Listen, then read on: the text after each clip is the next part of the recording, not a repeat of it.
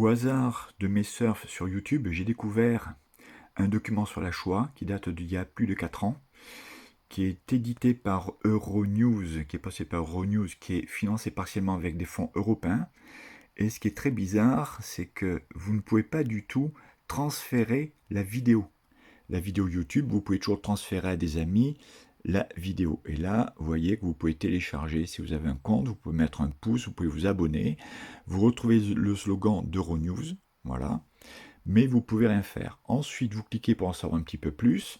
Effectivement, la vidéo était mise en ligne le 22 juin 2021, il y a 4 ans, il y a plus de 4 ans et demi presque, et il n'y a que 1585 vues. Voilà.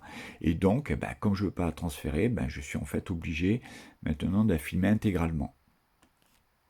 En seulement 2 jours de septembre 1941, près de 34 000 juifs ont été entassés puis fusillés au bord du ravin de Babi Yar à Kiev par des soldats nazis.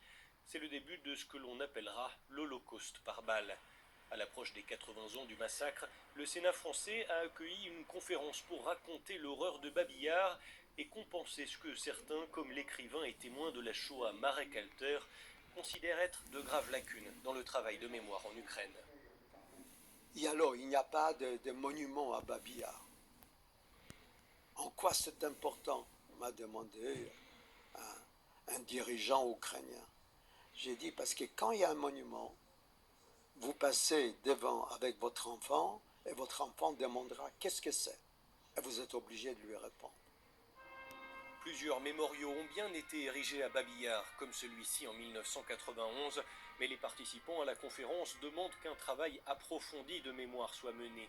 L'appel a été lancé par le député d'opposition ukrainien et représentant de la communauté juive ukrainienne, Vadim Rabinovitch, selon qui la présence tolérée de néo-nazis en Ukraine gêne le devoir de mémoire. Il a par exemple montré des récentes photos prises lors de funérailles d'un nazi ukrainien.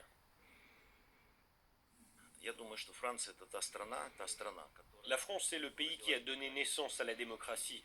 Si aujourd'hui nous ne faisons pas part à nos amis européens de ce qui se passe, tout d'abord avec un lieu aussi historique que Babi Yar, un lieu où des dizaines de milliers de personnes ont été fusillées et où il n'y a même pas un petit monument, ce sera un grand problème.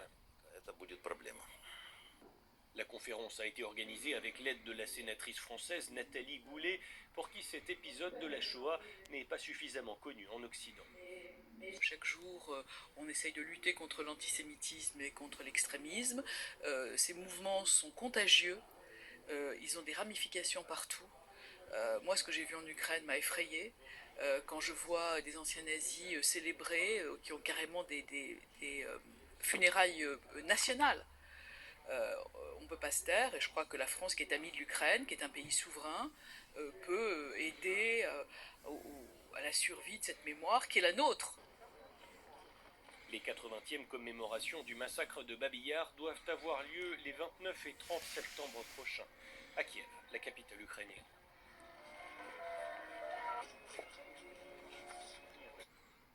Vous avez entendu comme moi, funérailles nationales pour des nazis en Ukraine. La sénatrice est outrée, on parle bien de funérailles nationales pour des nazis. C'était en juin 2021, bien avant la guerre. Impossible de vous transférer le lien, la vidéo n'a pas de lien. Voilà, donc je vais voir comment on peut retrouver.